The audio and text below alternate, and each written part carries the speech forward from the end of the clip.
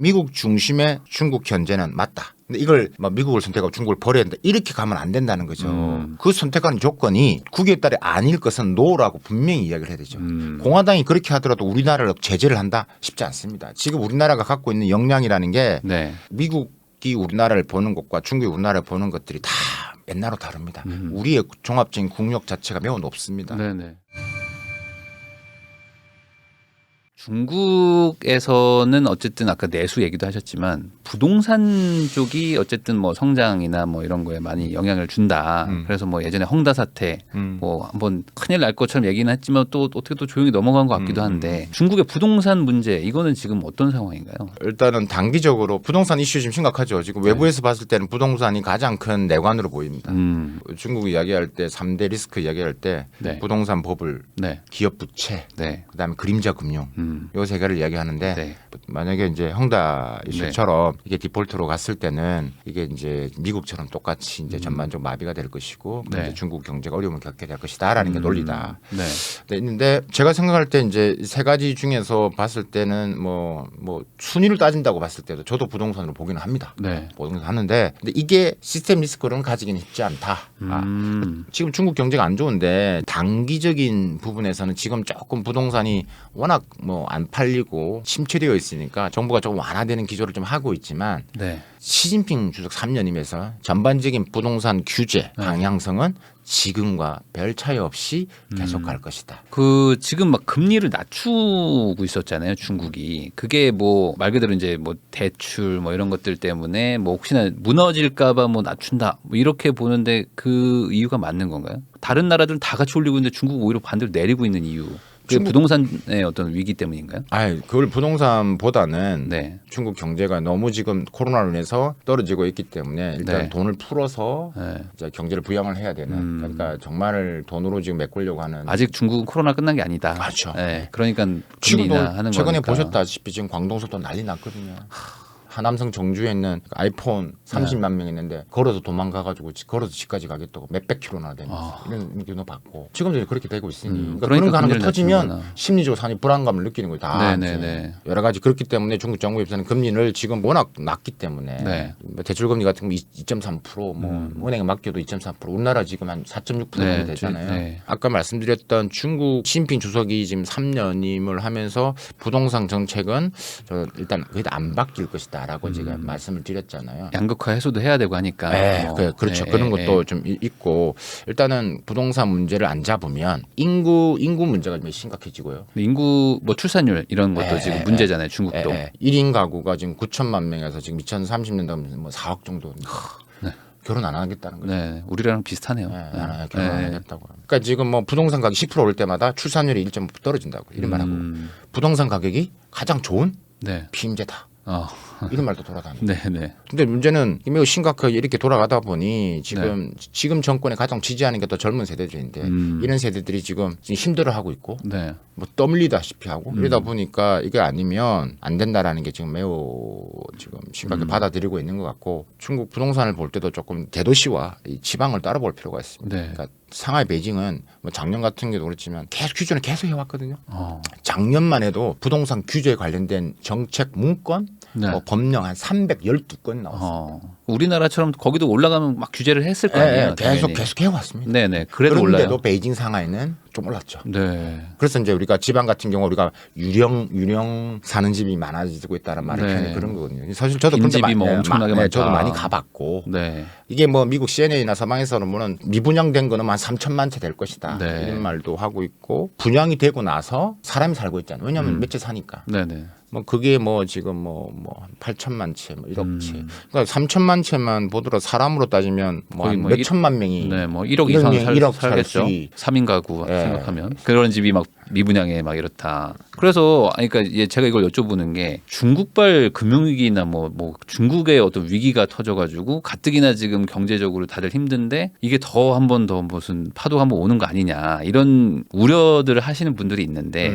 교수님 생각에는 그래도 그게 시스템적으로 리스크가 막 터져가지고 할 정도는 아니고 중국에서 컨트롤할 수 있는 여지가 있다 여전히. 그렇죠. 그렇게 보시는 거죠? 지금의 부동산 법은 아까 말씀드린 게 어제 오늘의 이야기가 아니고 이게 미국하고 다른 게 그 컨트롤 타워가 공산당이 다 되어 있죠. 네. 이게 중국 경제를 흔들 만큼의 시스템 리스크로 바꾸기 쉽지 않다. 만약에 헝다나 네. 뭐 비고이유엔이나 네. 그다음에 우리가 왕커라든지 1, 2, 3위 정도 하는 친구들 예를 들면 헝다 같은 경우는 전후방에 관련된 기업이 거의 8,000개가 넘고요. 직원이 400만 명이니까 그건 엄청난 거잖아요. 헝다가 무너지면 400만 명이 이제 직업이 실업자. 이제 실업자가 될 수 있다. 그러면 실제 더 될 겁니다. 네. 또 헝다가 광동성을 중심으로 성장을 해왔거든요. 광동성이기 때문에 만약 헝다 무너지면 광동성도 힘들어질 수밖에. 광동성은 중국 경제 상하이 다음으로 역할을 하는 것입니다. 네. 그러니까 여러분들 부동산을 이해할 때는 가장 핵심적인 게 뭐냐면 지방 정부의 밀착입니다. 네네. 지방 정부의 세원이 땅 팔아서 네네네. 해왔기 때문에 그러면 전체적인 리스크로 퍼지지는 않겠지만 지방 정부의 위기는 올 수 있다. 그러면 결국에 중국의 어떤 경기 부양 목적으로 이제 건설이나 뭐 개발, 뭐 아까 말한 어떤 토지 매각 뭐 이런 걸 해서 뭐 전체적으로 뭐 세금도 걷고 뭐 경제도 성장시키고 했었는데 이게 영원히 계속될 수는 없는 거일 수 있잖아요. 그래서 지금 그 어떤 한계치에 온 건가요? 이렇게 침체까지 가게 된 이유가 뭔가요? 그 중간에 그 엘리트 집단들이 어떻게 좀 컨트롤했을 수도 있는데 이렇게까지 좀 많이 오게 된 어떤 그런 계기가 뭔가? 지금 부동산 이슈에 대해서 중국 정부도 일단은 인식하고 있고 지금 부동산 기업들 불러 모아가지고 간담회 하고 있고 근데 지방 중소 부동산 기업들은 일단은 뭐 디폴트도 용인을 하겠다라는 생각을 갖고 있는 것 같습니다. 하고 있는 것 같고 그러니까 지금의 침체가 가장 큰 요인은 일단 경제 성장이 급선무였잖아요. 아, 어쩔 수 없었다. 일단 키워야 되죠. 아, 지방 정부의 관료 입장에서는 네. 혹은 뭐 시장의 당사자 입장 제가 아까 KPI 말씀드렸죠. 네. 목표가 무조건 또 목표를 있어요. 하려면 만들어야 되거든요. 또 당에서 또 이렇게 올라가려면 또 성과를 내야 그러니까 되니까. 교육해야 되니까 그런 것도 분명히 작용을 했을 것이고 그러니까 그게 지방 정부와 지방에 있는 디벨로퍼 건설사들과의 네. 통해서 계속 만들어내는 것들이죠. 그러니까 그래서 계속 짓는 것들이죠. 네네. 그러니까 그 당시 때는 그게 엄청난 성장을 해 보이는 거, 뜨거웠던 거 보이는 것들이죠. 그리고 이제 앞으로도의 이제 이런 건설 경기가 이제 시주석이 확고한 의지기 때문에 규제는 계속 갈 것이다. 그다음에 또 일반 서민 입장에서도 지금은 심리가 불안하니까 집을 안 삽니다. 그러니까 무조건 현금 저축 갖고 있어야 된다. 중국도? 네, 지금 현금을 갖고 있어야 되기 때문에 앞으로 내 직장이 어떻게 될지도 모르겠고 네. 그렇기 때문에 심각하게 갈 것으로 보여집니다. 그러면 교수님 아까 그 한 내년 한 3월 정도 되면 코로나를 푼다 어느 정도 그 말은 이제 부터 조금씩 네네. 변화가 생겨나기 시작할 그 것이다. 말은 중국으로 관광 오세요라는 것도 있다면 맞아요. 반대로 나가서 관광하고 오세요도 푼다는 건가요? 그렇죠. 그러면 이제 우리나라가 사실 지금 중국인 관광객에 많이 의존했었었는데 지금 되게 힘들었었잖아요. 코로나 때. 맞아요. 그럼 그것도 어느 정도 좀 회복 여지가 좀 있을까요? 사실 한국에 오고 싶어 하는 중국인들은 제가 알고 있는 꽤 많습니다. 왜냐면 요즘에 상업용 부동산 특히 뭐 명동을 뭐 이렇게 위시한 곳들이 되게 힘들잖아요. 네. 중국인 관광객을 기반으로 생각하고 다 했다가 그렇죠. 네. 갑자기 막 10분의 1, 막 20분의 1로 막 나버리니까. 근데 그게 회복이 된다면 또 다른 얘기가 또 다른 될수 얘기가 또 있거든요. 다르겠죠. 그래서 저는 일단은 만약에 이제 코로나가 어쨌든 뭐 종식이 되고 네. 된다면 그다음 내년부터 좀 완화된다면 중국인들 단체 관광도 많이 올 거로 저는 봅니다. 보고 있고 제가 만나보고 제가 지난번에 상하이 갔을 때도 보고 하면 한국 가고 싶은데 못 가니까 한국 가고 싶은데 한국 가도 그 당시 때는 격리를 해야 되고 돌아오면 또 격리를 그때는 뭐 그럼 14일 플러스 일주일 했으니까 그러니까 중국이 단체 관광 뭐 좀 하는 것도 있지만 역으로 나가는 것도 있기 때문에 네. 그러니까 그런 것도 분명히 변화가 생길 것이고 한중강이라는 사람 만나면 네. 그게 더 활성화될 그러니까 겁니다. 우리가 생각하는 것만큼 그렇게 막 아주 심각한 분위기나 뭐 그런 건 아니고 그냥 코로나가 풀리면 뭐 자연스럽게 뭐 관광도 다시 재개될 수 있는 가능성이 있다. 네, 저는 온다고 보고요. 이게 근데 걱정이 되는 건 분명히 예전만큼은 조금은 덜하겠죠. 왜냐하면 뭐 미국 퓨 리서치 자료를 보면 중국에 대한 선호도가 제일 낮은 나라가 한국입니다.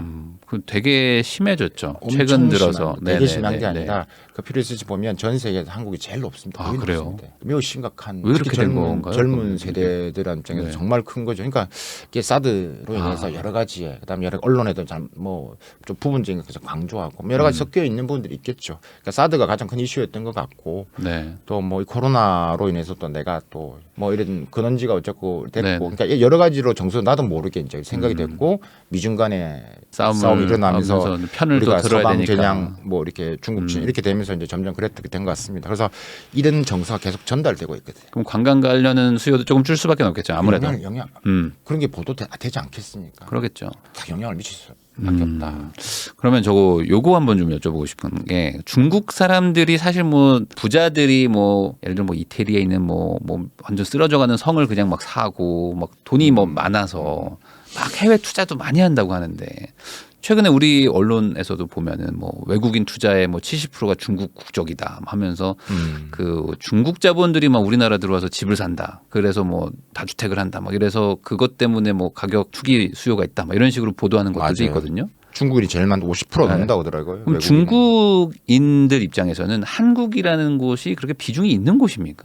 관심사가 있는 곳인가요? 투자 대상이 되는 데인가요? 일단은 가깝고 네. 정책적인 부분에서도 네. 매우 유연성이 있다라고 판단하는 것들이죠. 그러니까 일단은 바로 벗어났을 때 가장 홍콩도 좀 이제는 불안해졌고 홍콩을 많이 했는데. 홍콩도 뭐 붙어 있으니까. 그렇죠. 그러니까 이제 가장 가까우면서 가장 정책의 유연성 할 수 있는 데거든요. 그랬을 때 한국은 당연히 매력도 순위에서 있죠. 네. 물론 더 능력 있는 사람들은 더 멀리 가겠죠. 네. 캐나다를 가고 호주를 가고 미국을 가고 다 하겠죠. 네. 특히 이제 공동부에 아까 말씀드렸다시피 이제 자금에 유출하는 부분에서도 훨씬 이런 것들은 편한 것 같고. 네. 그다음에 이제 이 한국이 뭐 그래도 부동산 가격 뭐 지금은 좀 그렇지만 전반적으로 더 이제 성장이 될 것이다, 오를 네. 것이다라는 부분에 대해서 생각하고 있는 것 같습니다. 그런 측면에서 한국에 이제 선택하는 부자들이 적지는 않습니다. 그러면은 지금보다 점점 더 늘어날 거라고 봐야 될까요? 이 어떤 그 근데 외국인 투자? 이게 정부가 이제 어떠한 정책을 내놓느냐에 따라서 네. 지금 이제 뭐 외국 자본들의 한국 기업 인수 저도 이제 오늘도 뭐 그런 이야기 또 많이 나눴던 것 같은데 네. 정부랑 얘기할 때도 그러니까 중국인들만한테 뭐 기업을 못 판다 이런 식으로 하면 분명히 제재가 들어오겠죠. 지금 뭐 상호주의 뭐 이런 거 따지고 막 하잖아요. 그러니까 우리가 미리 원칙을 만들어 놔야 됩니다. 네. 룰에 따라서 뭐 M&A를 할 수는 없고 이런 것들을 만들어 놓고 해야지만 이게 딱 누구를 지정을 해서 이게 또 감정을 건드리고 막 이렇게 되면 그런 것들에 대해서 이제 조심할 필요가 있다라는 말씀을 드리고 싶고 네. 어쨌든 그렇게 예전만큼의 조금은 쉽지는 않겠지만 여러 가지의 이제 투기 형태로 이제 조금 돈은 중국 자본인데 네. 쿠션을 맞고 들어오는 거죠. 그러니까 중간에 네. 다른 한국 분이 하나 계실 수도 있고. 뭐 그럴 수도 있고 네. 어떻게 될지 모르니까. 근데 그 말의 의미는 뭐냐면 중국 자본들이 계속 한국에 대한 부동산 기업에 대한 수요는 계속 있다. 특히 이제 한국이 갖고 있는 기술력이 있기 때문에 네. 그러니까 여러 형태로 이제 특히 부동산도 마찬가지입니다. 형태로 계속 이제 던질 수 있다. 그러니까 조금 막으면 우회하는 방향으로. 네. 그리고 뭐 중국 부자들 입장에서 뭐 한국에 올인하고 그런 게 아니고 이제 분산 투자 개념으로 뭐 여기도 하나 사고 뭐 저기 맞습니다. 싱가포르도 포트폴리오. 사고 막 이런 식으로 하시는 거잖아요. 네. 그게 뭐 그러면은 그냥 개인적인 궁금함인데 한국 사람들은 참 부동산 좋아하잖아요. 특히 뭐 주택, 맞습니다. 아파트 맞습니다. 좋아하는데 부동산에 대한 선호도 그 중국인들은 어떤가요? 어떤 뭐 아유. 주식, 뭐 부동산 부동산 넘버원이죠. 아주 거기도 이렇게 부동산은 다 돈 강한가요? 벌었으니까. 한국하고 똑같네요. 네. 어떻게 부동산에 대한 믿음이 엄청 강하죠. 강해요. 예. 그러니까 그게 이제 출발점이 뭐냐면 중국은 토지하고 이게 건물을 따로 보시는데 중국은 토지 사용권의 네. 개념이 소유권이 아니거든요. 네네. 그러니까 아파트는 70년 동안 우리가 사용할 수 사용을 있다. 가는. 근데 70년 동안 사용하고 그냥 그건 뺏어가느냐? 그건 아니거든요. 그건 자연스럽게 이제 상속도 되고 됩니다. 연장도 됩니다. 됩니다. 네. 그러니까 많은 분들 한국에서는 아파트는 70년 네. 사용권.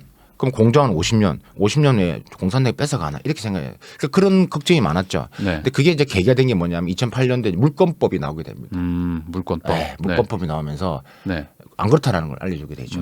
개인재산, 사유재산 인정을 하게 되고. 네. 그게 이제 물권법이 기준이 되면서 동시에 또 올라가기 시작하죠. 어. 그러니까 이제 그때 한참 뭐 이제 한 사람 매체뿐만 아니라 왜 우리 한국 분들 외국인들도 많이 샀고 그다음에 규제도 별로 없었고 네. 두 채, 세 채, 뭐 사는 대로 뭐 중국은 뭐 보유세 뭐 이런 게 아예 없잖아요. 세금이 아예 없죠. 거의 그렇죠. 거의 보유세, 없죠. 뭐 상속세, 그다음에 네. 우리 금융 뭐 우리가 하면 우리 이자 받으면 또 네, 세금 이자 내잖아요. 소득세 네, 뭐. 그런 거 없습니다. 그런 게 없어요. 뭐 이자 아까 이자 받으면 이자 그대로 다 받습니다. 왜 그렇게 그게 결국에 어떤 그 성장을 위해서인가요? 아니면 뭐 많이 많죠. 아직 그게 미비하다. 그러니까 지금 이제 예를 들면 특히 부동산 우리가 이슈를 많이 하니까 부동산 취득세 부분. 네. 그 부동산 같은 경우도 관련된 세금 부분에 있어서도 부동산을 이제 사는 사람이 파는 사람 돈 내는 거 없습니다. 사는 사람이 네. 거의 다 냅니다. 어. 그러니까 뭐 사는 사람은 그냥 돈 그대로 받으면 됩니다. 네네네. 부동산 이런 취득세나 이런 부분에 있어서도 이제 여러 가지를 이제 지금 시범적으로 막 세원이 부족하니까 이제 네. 막 이야기가 나오고 있지만 기득권층 이해 당사자 매우 있기 때문에 쉽지가 않다. 네. 그래서 중국의 공산당원이 한 9,600만 명 정도 되는데 네. 거기다 가족들 포함하고 하면 한 2억 4천만 명 정도 안 되겠습니까? 그렇죠? 네. 그러니까 이제 이미 부동산과 공산당과 많은 이렇게 연결고리가 있기 때문에 그냥 하루아침에 거기다 갑자기 세금을 때리거나 취득세를 뭐 하기는 갑자기 쉽지 상속세 때리거나 하기가 쉽지 않다. 시범적으로는 하죠. 하는데 그게 쉽지는 않다. 그러니까 아까 말씀다시피 뭐 금융 소득세도 안 내지, 네. 뭐 그런 소득세도 없지. 그러니까 이제 정말 많이 올라갔죠. 뭐 양도소득세인가 뭐 있는데 뭐 아주 적은 수준이다 뭐 제가 어디서 들은 것 같아요. 아니, 그 돈을 다 사는 사람이 다 낸다. 파는 사람은 하나도 안 냅니다. 세금도 내주고 그런 거구나. 네, 사는 사람이 우리는 뭐 어떻게 보면 네. 다 양쪽 다 네, 이렇게 하는데 네, 네. 거의 뭐 사는 사람이 다 내죠. 그러면 어쨌든 간에 중국인들도 부동산에 대한 그런 믿음이나 어떤 사랑이 되게 강하다면은 어찌됐든 간에 뭐 해외 투자도 계속 부동산 위주로들도 하고 물론 뭐 회사도 사고 뭐 하겠지만 그런 문화는 여전히 있다는 거네요. 맛을 봤잖아요. 땅은 배신하지 않는다. 이런 믿음이 또 우리나라처럼 또 있군요. 그러면 마지막으로 또 이제 중국 전문가 분이시니까 그냥 개인적인 궁금함입니다. 지금도 미국에 있으니까. 지금 미국에 계시면서 중국 왔다 갔다 하시네. 네. 그러면 이제 완벽하게 맞는 분이시네요. 지금 미국의 중간 선거 이제 아마 방송 나가면은 결과가 나올 것 같은데 현재 예측으로는 뭐 공화당이 좀 우세하다. 아무래도 뭐 같습니다. 그런 얘기가 있더라고요. 뭐 지지율이나 이런 걸 봤을 때 그러면 만약에 뭐 공화당이 우세해서 이렇게 좀 이렇게 많이 당선됐다고 가정하고 공화당이 뭔가 이렇게 잡으면 중국 입장에서는 어떻게 판단할 것 같고 중국은 뭐 어떤 식으로 대응할 것 같은지. 이제 공화당이 되면 조금 낫지 않을까라는 생각을 아마 할 겁니다. 민주당보다는 상대하기 수월하다. 상대하기 수월하다. 왜냐하면 공화당과 한번 해봤고 공화당을 해봤다는 게 결국 트럼프를 이야기하는 거고 네. 지금 또 미국 내부에서도 공화당이 이긴다라는 게 일반적으로 지금 다 이야기를 하고 있고 그럼 공화당이 누가 후보냐 했을 때 그래도 결국은 트럼프로 다시 돌아가고 있습니다. 분위기가 지금 어떻게 보면 완전히 지금 미국 내 산업계 좀 뭐 이런 또 요청도 있고 산업계도 다치기 때문에 완전히 중국을 조르지는 못하고 있거든요. 네. 그러니까 물론 점점점 아픈 데만 때리고는 있습니다. 네. 근데 공화당이 되면 제가 볼 때는 더 강력하게 그러니까 정말 아예 끝장을 내겠다 이런 식으로 갈 것 같다는 거죠. 그래서 네. 이제 앞으로 미중 관계는 지금 보시는 것보다 더 타이트하게 좀 더 결이 다르게 여러분 아셔야 될 게 바이든이 공격법과 공화당 공격법은 결이 다릅니다. 방식이 좀 다른가요? 방식이 다릅니다. 네. 그렇기 때문에 우리가 너무 바이든 대통령에 맞게끔만 보면 안 된다라는 것들이 네. 때문에 지금 상황은 이제 워밍업 정도 반도체를 넘어서 네. AI 뭐 전방위적으로 빅데이터 다. 네. 전방위적으로 이제는 뭐 하나씩 때리는 게 아니라 아예 네. 그냥 집중적으로 이렇게 할 가능성이 네. 높아 보이고 그러니까 그런 것들이 크기 때문에 그래서 중국이 이제 그것을 이제 알게 되면 좀 더 힘들어질 것이고 중국은 3년이 되고 나서 시진핑 입장이 이럴 겁니다. 이제는 내가 됐으니까 미국과의 관계에서 조금 유연성을 가지려고 할 겁니다. 그러니까 그다음에 자꾸 이제 글로벌 경제 외교를 할 겁니다. 그러니까 마냥 막 대립하고 이러기에는 또 경제도 또 살려야 되고. 경제도 살려야 되기 때문에. 네네. 그래서 지금 11월 달에 지금 G20 정상회담 만날지 안 만날지 모르지만 네. 지금 만날 가능성이 높아 보이긴 하죠. 근데 그거는 11월 중간 선거 결과에 따라서 미국이 어떻게 나오냐에 따라 달라질 수밖에 없는 거죠. 네네네. 그래서 거기에 따라 있는데 어쨌든 거기에 따라서 향후 미중 관계는 더 좀 소용돌이 속으로 빠져들 것 같고 우리나라는 계속 힘든 선택 뭐 요구를 받게 될 것이다. 네. 공화당은 이럴 것 같습니다. 더 한국을 하여금 중국과의 디커플링 확실하게 선을 정해라. 아예 끊어라. 아예 끊어라. 네, 지금은 그냥 그래 민주주의 좋은 현대인데 그러면 공화당은 누구? 선택해라. 공화당은 그런 식으로 가능성이 높다라는 거죠. 극단적으로 더 갈 수 있다. 근데 우리 입장에서는요. 사실 양쪽 다 한 다리씩 걸쳐 있는 또 상황이다 보니까. 근데 또 어떤 분들은 그래도 미국을 선택해야지. 뭐 이렇게 얘기하는 분들도 있거든요. 맞습니다. 그러면 또 미국에서 또 그렇게 나오면 사실 뭐 지금 정권이나 이런 데도 아무래도 좀 약간 좀 친미적인 스탠스들이 좀 있는데 그러면 또 중국에서 또 가만히 있지 않겠네요. 제가 미국 가기 전에 쓴 책이 국익의 길이라는 책을 네네네네. 썼어요. 아시죠? 네네. 미중 패권 전쟁에 맞선 대한민국 미래지도가 있는데 미국 동맹 미국 중심의 중국 견제는 맞다. 근데 이걸 미국 편에 완전히 서야 된다. 네. 뭐 미국을 선택하고 중국을 버려야 된다. 이렇게 가면 안 된다는 거죠. 그러니까 지금의 논리는 뭐냐면 중국 완전히 되니까 무조건 미국 옆에 붙어 있어. 네. 이런 식으로 가면 네. 우리 국익엔 도움이 하나도 안 된다는 거죠. 미국도 중국이 망할 거라고 생각하지 않는다는 거죠. 아 근데 또 공화당처럼 자, 뭐 선택하라. 그러면 우리는 이야기했죠. 그 선택하는 조건이 네. 국익에 따라 아닐 것은 노라고 분명히 이야기를 해야 되죠.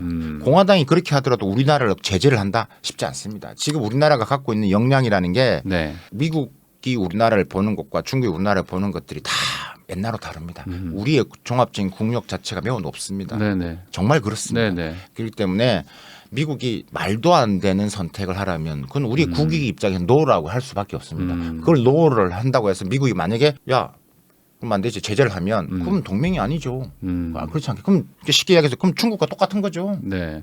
미국은 그렇게 하면 안 되는 거 아니야. 근데 우리 스스로가 미국 이야기하면 노 하면 안 된다. 무조건 예스. 우리는 좀 약간 좀 그런 게 있죠. 네. 정서상 약간 또. 그러면 안 된다는 미국과는 좀 그래도 또 동맹이고 이런 게 있으니까. 그렇죠. 근데 우리가 아셔야 될 게 지금 미국과 중국이 이렇게 사는 거 다 국익입니다. 자기 나라들 위주로 하는 겁니다. 네. 그러니까 거기서 우리 거기서 새우등이 터지니까. 우리만을 가지고 자꾸 활용을 하려고 하는 것들이죠. 새우등이라는 표현 저는 별로 안 좋아합니다 요즘에는. 아, 우리도 우리가 고슴도치가 돼야 되죠. 아. 저 건들면 이제 큰일 난다라는 것들이. 우리가 그만큼 안 된다는 거죠. 과거에 우리가 고려 조선 역사적으로 봤을 때는 우리가 밴드 웨건 효과라고 그러죠. 네. 편승 외교를 해야 됩니다.